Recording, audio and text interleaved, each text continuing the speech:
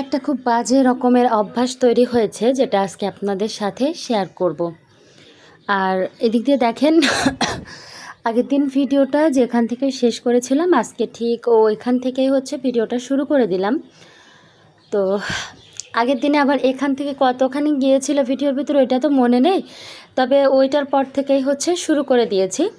কারণ খুব বেশি বড় ভিডিও আসলে আপলোড করতে ভালো লাগে না। আর নতুন একটা চ্যানেল, কেউ চেনে না, কেউ বা দেখবে এত বড় ভিডিও, যার জন্য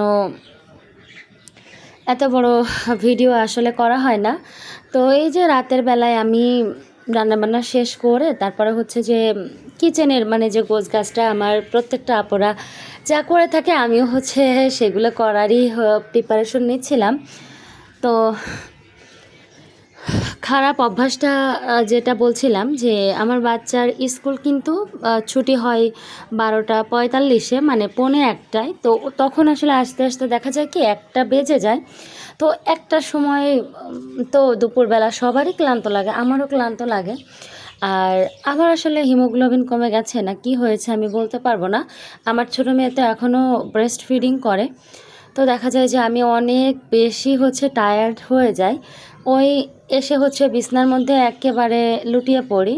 এরপর দেখা যায় কি মানে আমার অনেক অনেক কাজ থাকে, আমার কাজগুলো করতে ইচ্ছা করে যে না কাজগুলো করতে হবে, কাজগুলো হচ্ছে শেষ করতে হবে, না হলে হবে না। বাট কি হয় ওই যে বিছানার মধ্যে পড়ে যায়, এরপর দেখা যায় কি অনায়াসে না অনেকগুলা সময় মানে ওইটার পিছনেই আমি ওয়েস্ট করে ফেলি। আর এরপর হচ্ছে বিকালবেলা খুব তাড়াহুড়ো করে কাজগুলো করতে হয়, তখন আমার হচ্ছে অনেক বেশি খারাপ লাগে, হতাশ লাগে। হ্যালো এভরিওয়ান, আসসালামু আলাইকুম, গুড মর্নিং সবাইকে। কালকে রাতের পরে এই তো সকালবেলা থেকে আবার হচ্ছে শ্যুটগুলো নিলাম।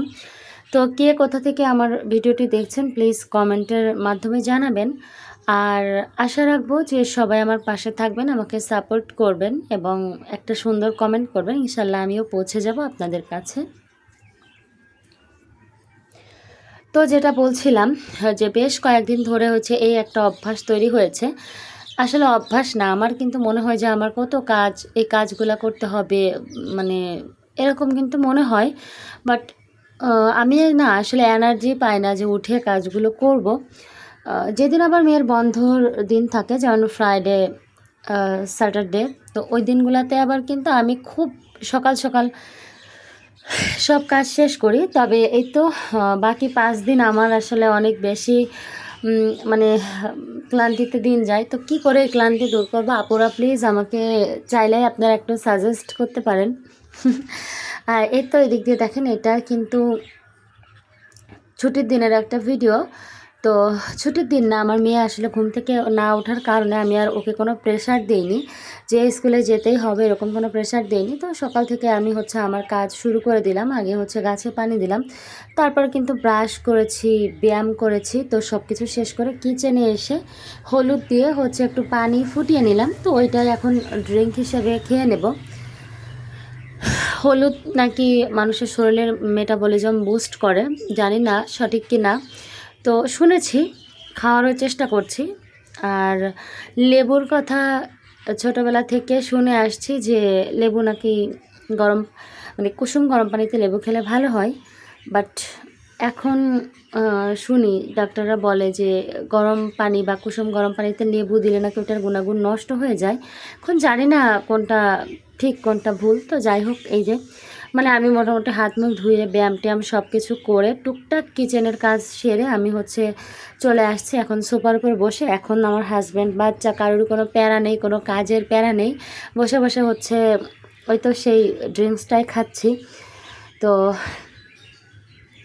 আমার কাছে আসলে মনে হয় যে আমরা বিয়ে করে শ্বশুরবাড়িতে আসার পরে, সংসার শুরু হয়ে যাওয়ার পরে তখন আসলে মানে আমরা যে আমাদের যে মানে আমাদের যে আমি একটা ভাব, মানে আমি আসলে অ্যাকচুয়ালি যেটা আমি ছিলাম, তো ওই জিনিসটা না আসলে আমাদের মধ্য থেকে আস্তে আস্তে না হারিয়ে যায়। বাচ্চা, সংসার এগুলোই আমাদের টপিক হয়ে ওঠে, এগুলোই আমাদের দৈনন্দিন জীবন কাজ। তো আমার মনে হয় যে নিজের জন্য একটু টাইম বের করা উচিত, নাহলে আসলে জীবনে অনেক একঘেয়েমি চলে আসে, যেটা কি আর বলবো, যাই হোক। এই যে এদিকে দেখেন আমি আবার এই তো ড্রিঙ্কটা খেলাম, তারপর আবার বাবু উঠেছিল, ওকে একটু সামলানোর পরে আবার হচ্ছে কিচেনে আসলাম। এসে এখন থালাবাটি কিছু ছিল সেগুলোকে ক্লিন করছি। এর আগে কিন্তু আবার এক দফা ক্লিন করে গেছি, তো এই দুইটা ক্লিন করতে ইচ্ছা করছিল না তখন, এখন আবার আসলাম কারণ রান্না করতে হবে। তো এই জায়গাটা ক্লিয়ার না রাখলে খুব একটা ঠেলাঠেলির মধ্য দিয়ে যেতে হয়। তো আমার এ বাসার রান্নাঘরটা অনেক বেশি ছোট।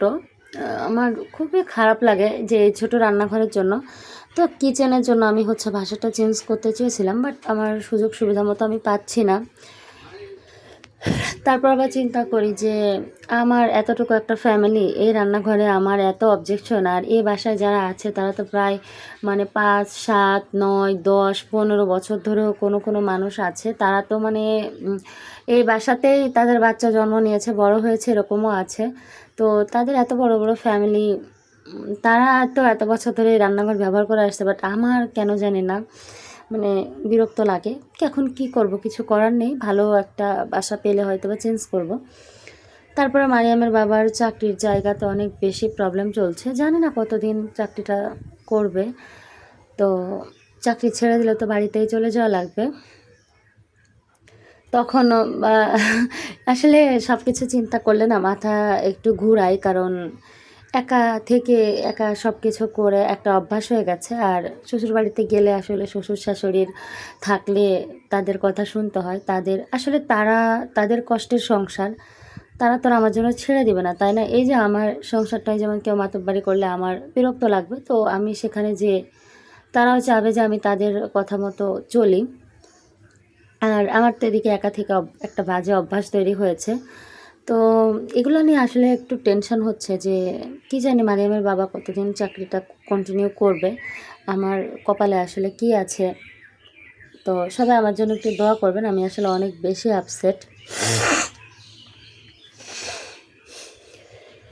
আমার ঠান্ডা লেগেছে অনেক দিন, তো ঠান্ডা আসলে কমছেই না, কি করে কমবে, নিজের কাজ নিজেকে করতে হয়। আমি একটা কাজ যদি কম করি তো পরের দিন আসলে ডাবল কাজ করতে হয়।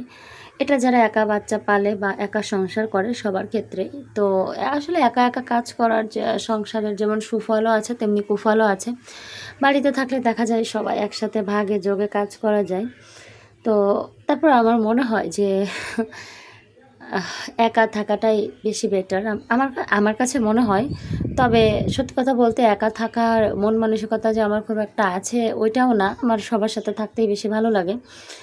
মানে সময় বুঝে কখনো কখনো মন চায় সবার সাথে থাকতে, আবার কখনো মন চায় একা একদম রিল্যাক্স থাকতে। তো আল্লাহ পাক তো আসলে তকদির লিখেই ফেলেছেন, তো যেটা লেখা আছে ওই রকমই তো হবে, তাই না? আমার চাওয়াতে কিছু আসবেও না, যাবেও না। এদিকে দেখেন আমি হচ্ছে ডাউল দিয়ে পেঁপে যে রান্না করলাম রাতে, তো ওইটার মধ্যে কিছুটা ছাতু নিলাম। তো ছাতু জিনিসটা আসলে ভালোই টেস্টি। আমার মনে হয় যে না, এটা টেস্ট কেমন হবে, ভালো লাগবে কিনা, বাট ভালো, খারাপ না। তো এই যে দেখেন, মানে আজকের ভিডিওটা এখানে শেষ করছি। কালকে আপনারা এর পরের অংশগুলো দেখতে পারবেন, না হলে ভিডিও আসলে অনেক বেশি বড় হয়ে যাবে। তো এখন হচ্ছে দুপুরে রান্নার প্রিপারেশন নেব, আর এই দুপুরে রান্নার প্রিপারেশন থেকেই কিন্তু আপনারা কালকের ভিডিওটা পাবেন। তো সবাই ভালো থাকবেন, সুস্থ থাকবেন, আমাদের জন্য দোয়া রাখবেন। আল্লাহ হাফেজ, আসসালামু